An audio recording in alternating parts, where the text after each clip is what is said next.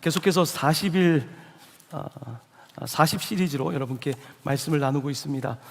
주보에 설교 노트를 보시면서 오늘도 5개 포인트를 가지고서 같이 말씀을 나누시면 되겠습니다. 오늘 설교의 제목은 40일 정탐과 16.7%라고 하는 제목입니다. 이스라엘 백성은 하나님의 전적인 은혜로 구원을 받아서 출애굽에 성공하게 되었고, 이제 홍해를 지나서 시내산까지 도착했습니다. 그 시내산에서 하나님께서는 10계명과 613개의 강령을 주셨습니다. 이제 그들은 킹덤 오브 갓, 하나님 나라의 백성이 된 겁니다. 이제 그 법을 따라 살면 되는 겁니다. 이 모세가 하나님의 이 놀라운 계명을 받는 동안에, 그런데 산 아래에서는 엉뚱한 일이 벌어지고 있었습니다. 바로 그들이 황금송아지를 만들며 우상숭배에 빠져 있었습니다. 하나님은 이 일로 분노하셨고 모든 이스라엘 사람들을 멸하고 모세를 통해서 다시 새로운 민족을 세운다 말씀하셨습니다. 그때 모세는 하나님께 중보합니다. 하나님, 제 이름을 생명의 책에서 빼더라도 이스라엘 백성을 구원하여 주십시오. 만약 하나님께서 이들을 이곳에서 멸망하게 하신다면 다른 민족들이 하나님과 우리에 대해서 어떻게 이야기하겠습니까? 하나님을 설득하는 장면이 등장합니다. 모세는 이렇게 중보자로서 하나님의 산에 40번을 40일 동안 2번, 40 곱하기 2, 40일 금식을 4번이나 하게 되면서 하나님께 중보자로 나아갔던 이야기를 지난주까지 듣게 되었습니다. 자, 이제 하나님께서는 그들을 용서하시고 그들이 이제 계명을 받았습니다. 그리고 그들이 했던 건 뭐냐면 그 다음에 성막을 만든 일이었습니다. 출애굽기에 보면 성막에 대해서 구체적인 도면이 나와 있습니다. 그 성막을 만들고 그들은, 이스라엘 백성들은 이제 광야를 걸어가면서 움직이는 교회로서 가는 곳곳마다 성막을 치고 가는 곳곳마다 하나님을 예배하는 민족으로 이제 정체성을 가지고 나아가게 된 것입니다. 자, 이제 그들이 애굽을 떠나고 벌써 1년이 훌쩍 지난 시간이었습니다. 그들이 도착한 곳은 어디냐면 가데스 바네아라는 곳입니다. 지도를 보시면 이 가데스라고 하는 이곳은 이스라엘의 지금 현재 이스라엘에서 보면 그 위에 보면 사해가 있고, 바로 거기서 그 아래쪽으로 조금만 내려오면 이 가데시 바네아라고 되어 있는데 바로 국경 지역이라고 할 수 있습니다. 그러니까 무슨 이야기냐면 이스라엘 백성은 이제 국경까지 간 겁니다. 이제 거기만 넘어가면 약속의 땅으로 들어가는 것입니다. 이 가데스까지 도착했을 때 이제 그들은 믿고 나아가면 되는데, 그때 그들 가운데 좀 두려운 마음이 생겼습니다. 그래서 그들이 이런 제안을 하게 됩니다. 신명기 1장 22절입니다. 우리가 사람을 우리보다 먼저 보내어 우리를 위하여 그 땅을 정탐하고 어느 길로 올라가야 할 것과 어느 성읍으로 돌아가야 할 것을 우리에게 알리게 하자. 그러니까 12 정탐꾼을 뽑는 대목입니다. 각 지파별로 한 명씩 뽑아서 이제 우리가 그 땅을 좀 잘 조사하고 와서 그 땅을 차지하는 건 좋은데, 이렇게 이야기를 하게 되죠. 실제로 12명은 40일 동안 그 땅을 정탐하게 됩니다. 정탐하고 와서 그들은 이런 보고를 하게 됩니다. 민수기 13장 26절 하반부인데요, 같이 말씀을 봉독하겠습니다. 그들에게 보고하고 그 땅의 과일을 보이고 모세에게 말하 이르되,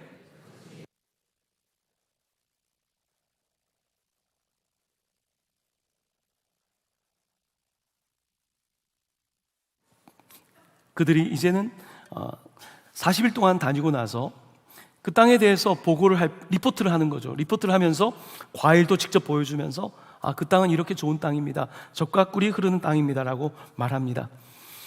자, 그런데 그때 거기까지는 같은데 이 12명이 의견이 갈리기 시작합니다. 그리고 10명은 그 땅은 너무 좋은 땅인데 그 땅은 우리 땅은 아닌 것 같습니다.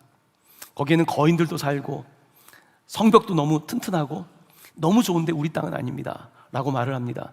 반면에 2명, 갈렙과 여호수아는 우리는 그 땅을 차지할 수 있습니다 라고 말합니다. 이번 설교 노트에 보면 파레토의 법칙이라고 제가 적어놨습니다. 파레토의 법칙은 80대 20의 법칙입니다. 여러분, 파레토의 법칙이라고 들어보셨죠?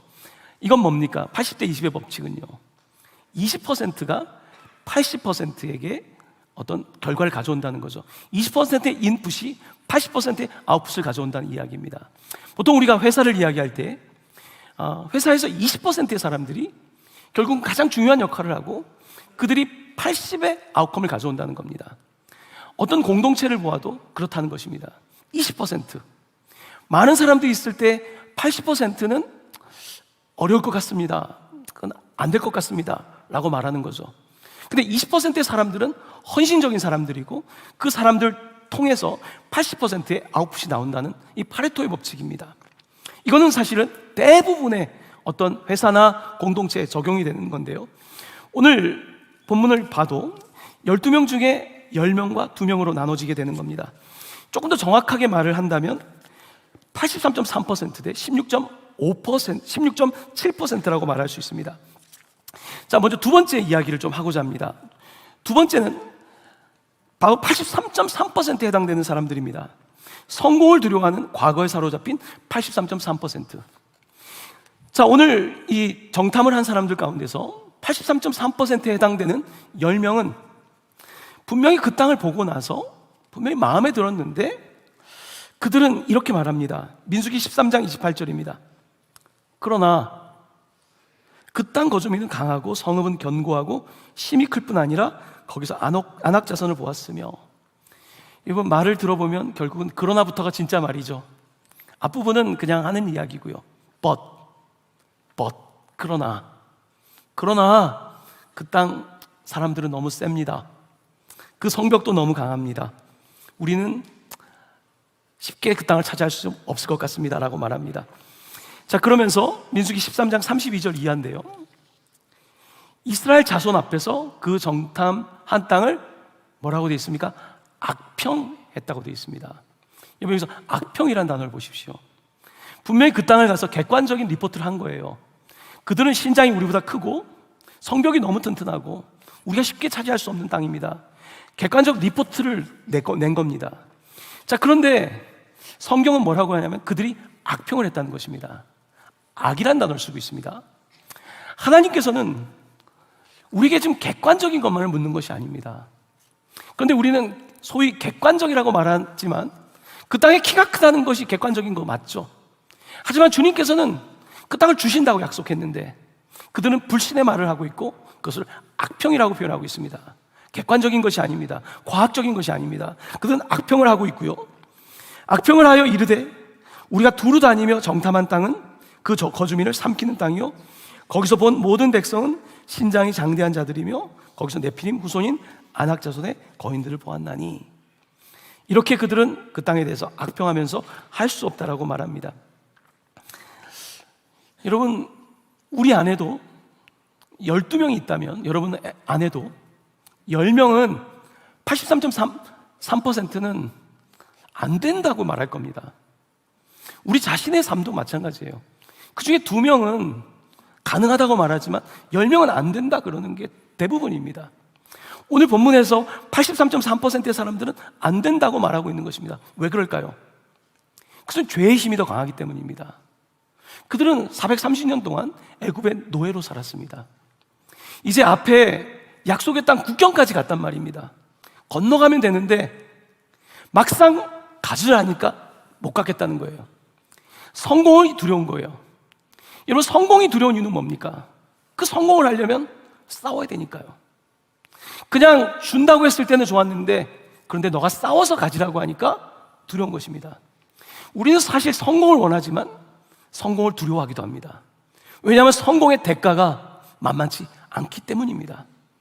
오늘 83.3%의 사람들은 성공을 두려워하고 있습니다. 우리 자신 안에도 마찬가지입니다. 분명히 나는 그것을 차지하고 싶지만 차지하려고 하면 너무 복잡한 거예요. 힘들 것 같아요. 희생할 것 같으니까 못하겠다고 말하는 것입니다. 성공을 쟁취할 수 없는 것은 사실은 다른 객관적인 이유도 있을 수 있겠지만 더 근본적으로는 우리 안에 있는 믿지 못하는 83.3%가 있기 때문일 것입니다. 그러면서 그들은 이렇게 말합니다. 민수기 13장 3절 말씀인데요, 한번 같이 말씀을 봉독합니다. 우리는 스스로 보기에도 메뚜기 같으니 그들이 보기에도 그와 같았을 것이니라. 여러분, 자아상이라 그러죠. 셀프 이미지라 그러죠. 우리는 스스로 보기에도 메뚜기 같습니다. 셀프 이미지 자체가 메뚜기로 보는 거예요. 그들도 우리를 그렇게 볼 거라고 생각하는 것입니다. 근데 이거는 객관적인 이야기가 아닙니다.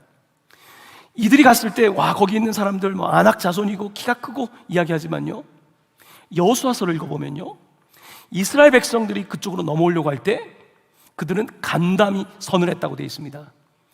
지금 이스라엘 백성 입장에서는 그들이 세 보이지만 그쪽에 있는 사람들은 지금 이스라엘 백성들을 보면서 그들도 두려움을 느끼는 건 마찬가지예요. 왜냐하면 그 당시에 애굽에서 나왔기 때문에, 애굽에서 노예가 탈출한다는 것이 말이 되겠습니까?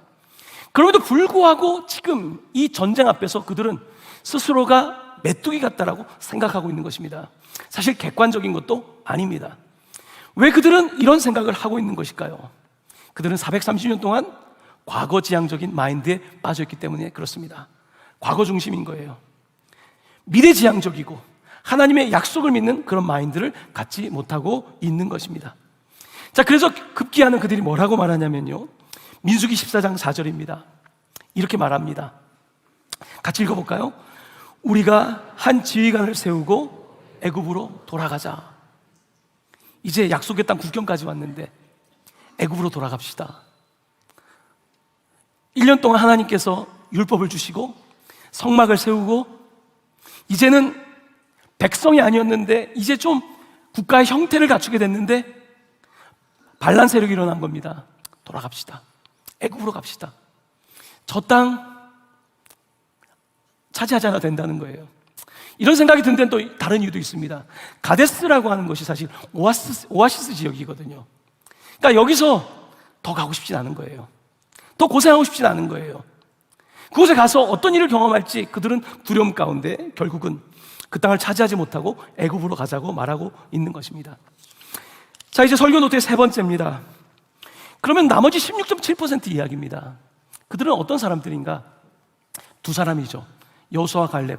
하나님의 약속을 믿고 미래를 향하여 나아가는 16.7%의 사람들입니다. 갈렙은 이렇게 말합니다. 출애굽기 13장 30절 말씀입니다. 갈렙이 모세 앞에서 백성을 조용하게 하고 이르되 우리가 곧 올라가서 그 땅을 취하자 능히 이기리라. 우리 같이 말씀을 읽어보겠습니다. 갈렙이 모세 앞에서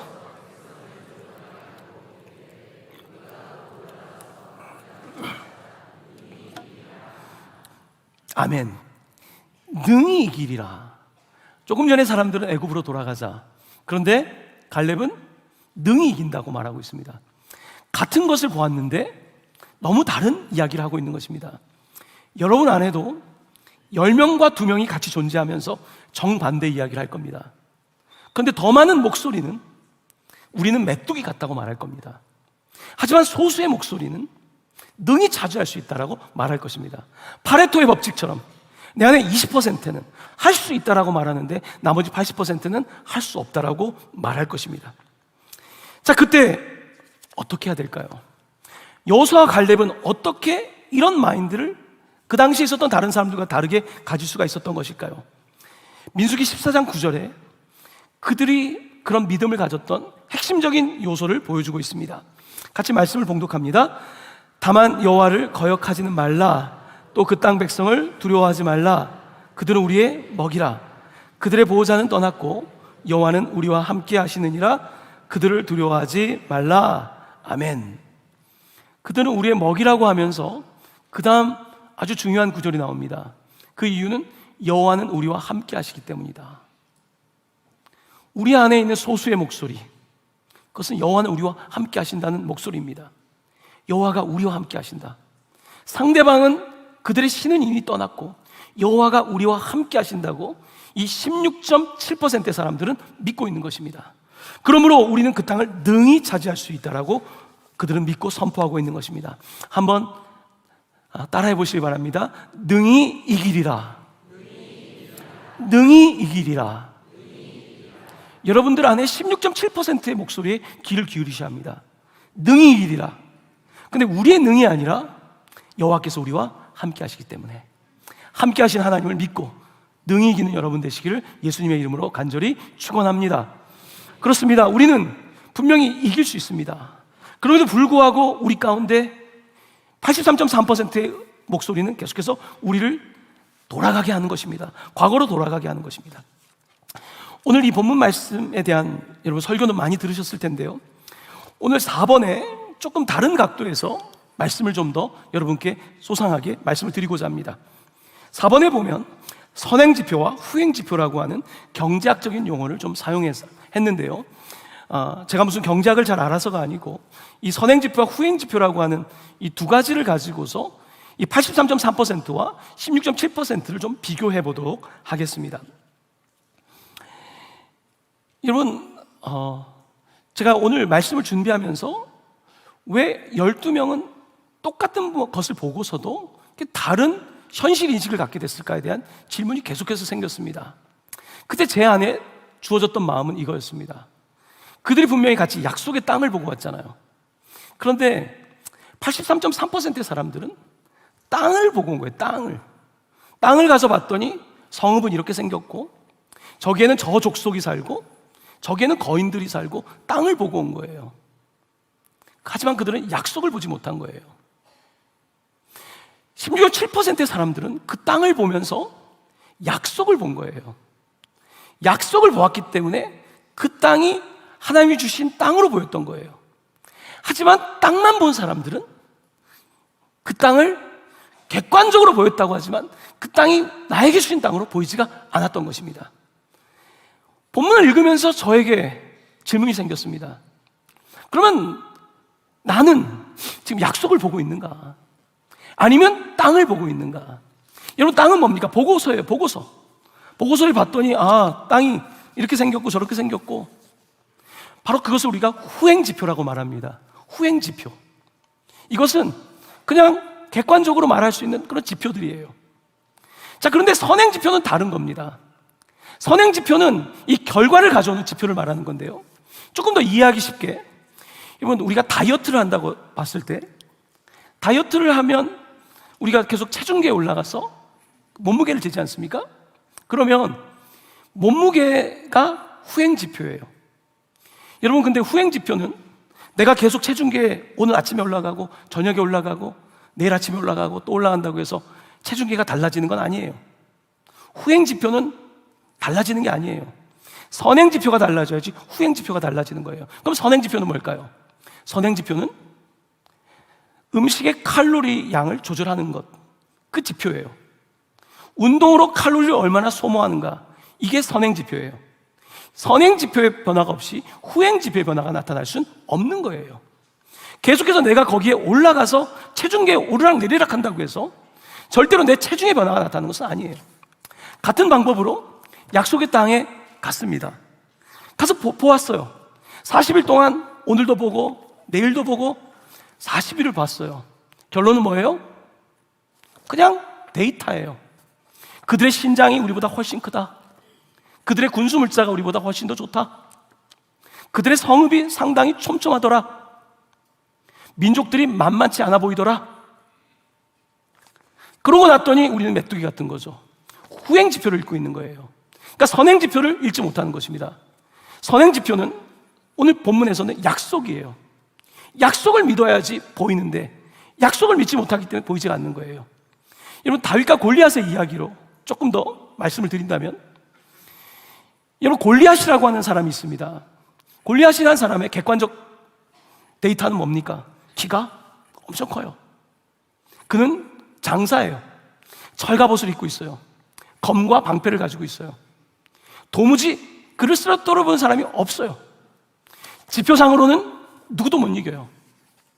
후행지표예요. 그러니까 아무도 못 이기니까 사람들이 어떻게 합니까?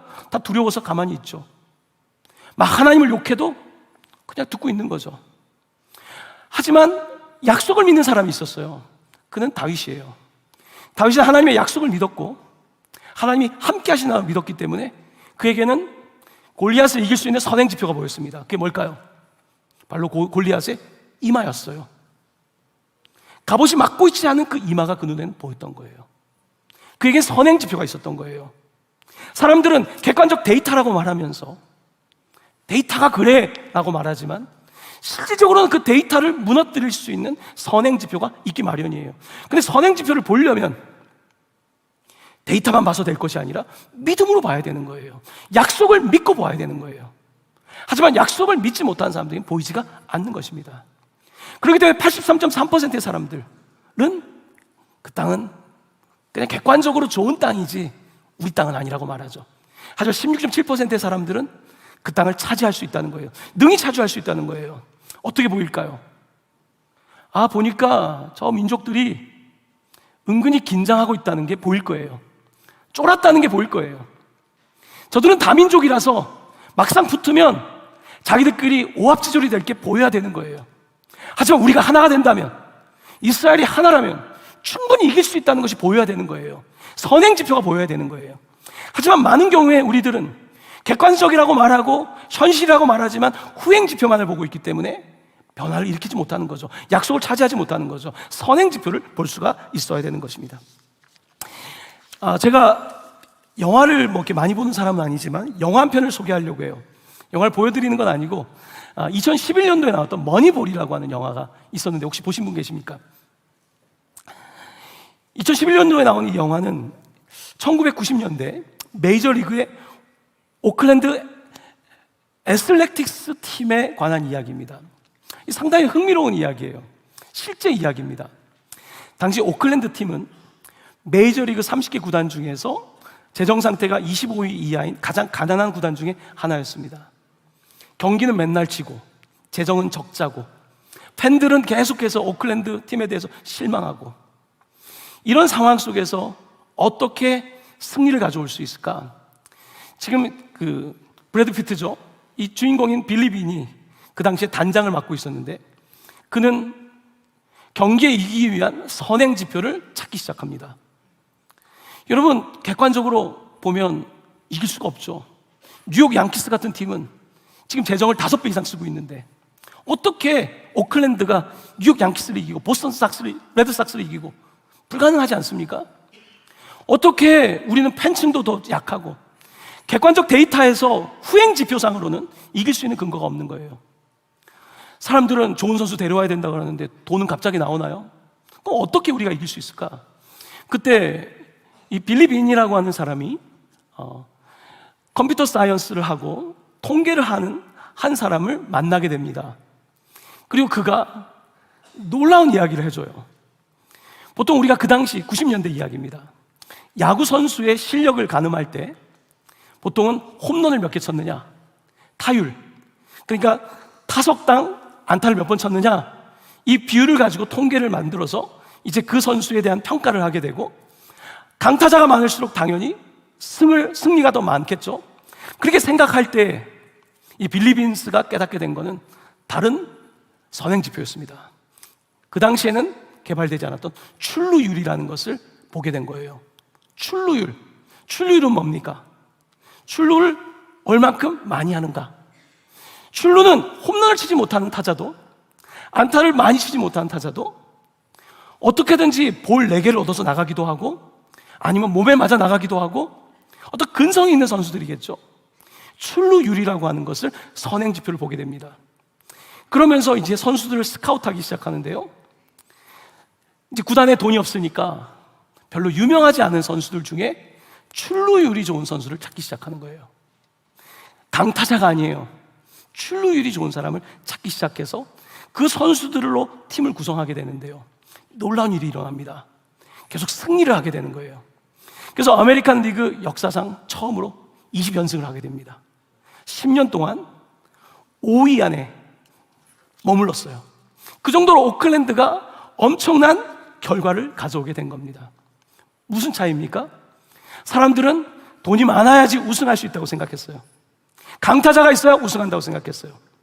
그런데 출루율이 좋은 사람, 그 선수들을 모아서도 할 수 있다는 것을 보여주게 된 거예요. 이것은 야구의 역사에서 굉장히 중요한 통계적인 발견이었어요.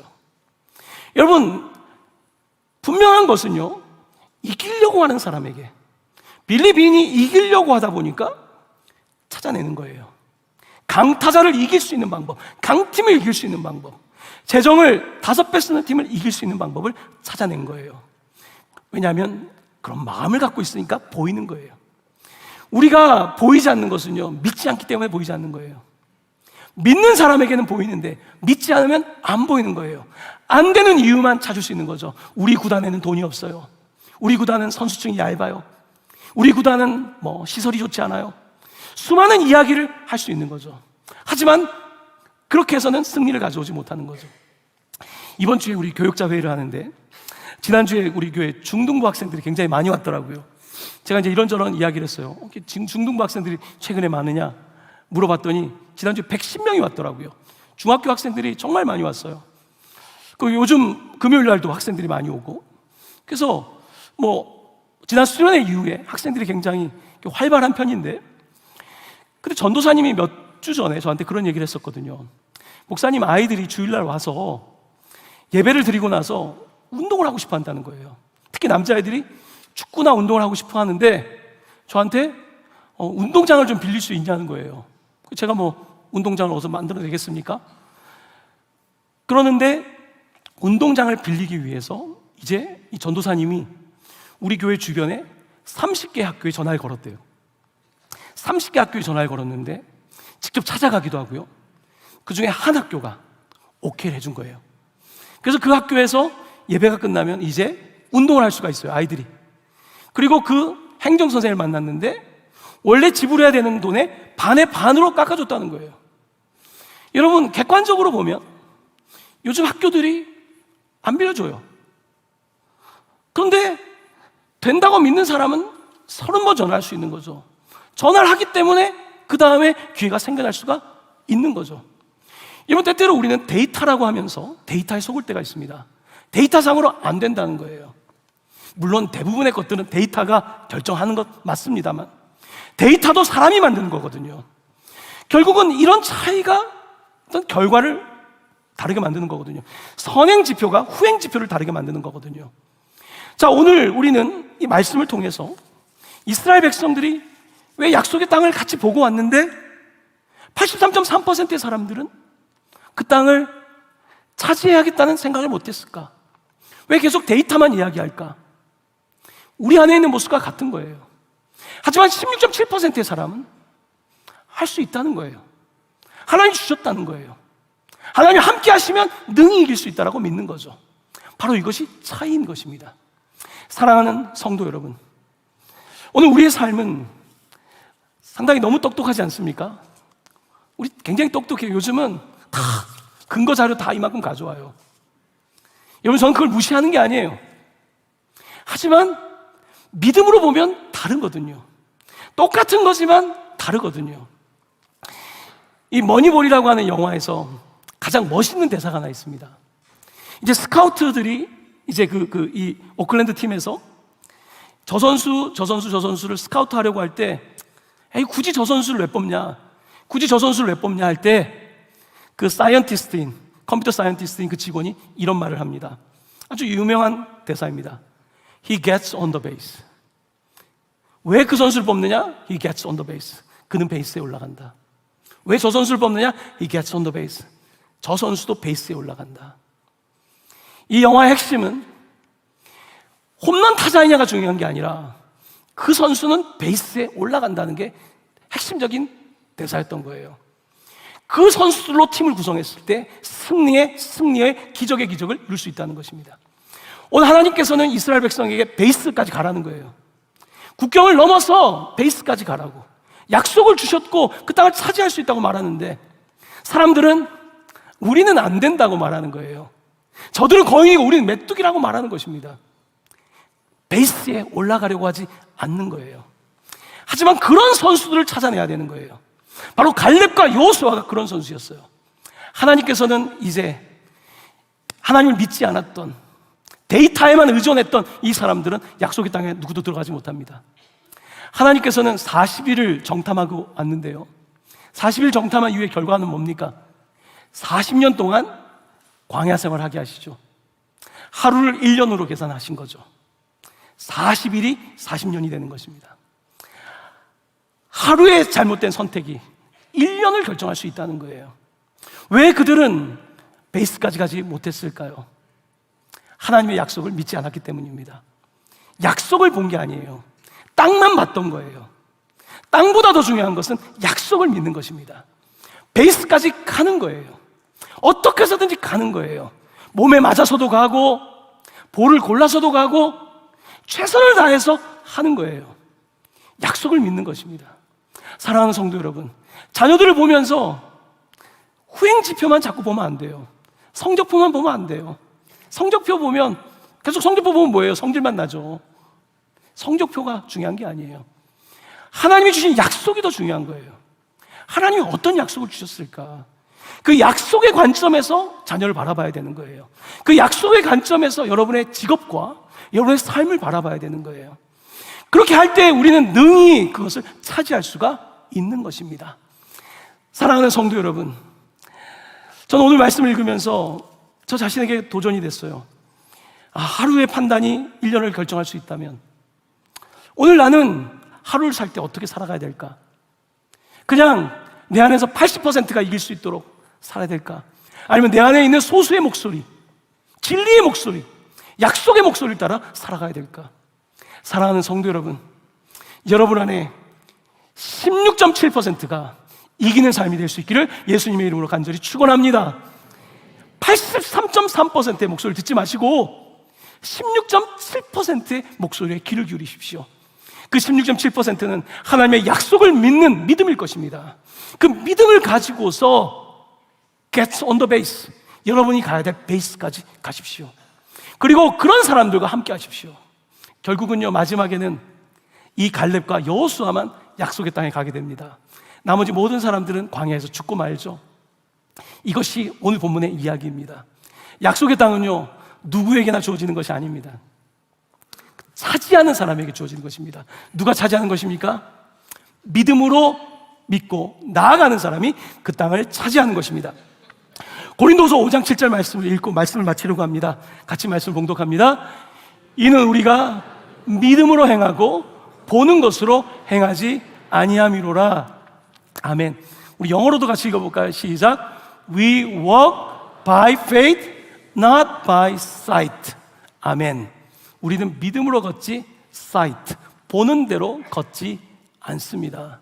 믿음으로 여러분의 베이스를 터치할 수 있기를 바랍니다. 믿음으로 약속의 땅을 차지할 수 있기를 바랍니다. 모든 여러분들에게 하나님께서 주시는 그 약속의 땅의 승리가 있기를 예수님의 이름으로 간절히 축원합니다. 아멘.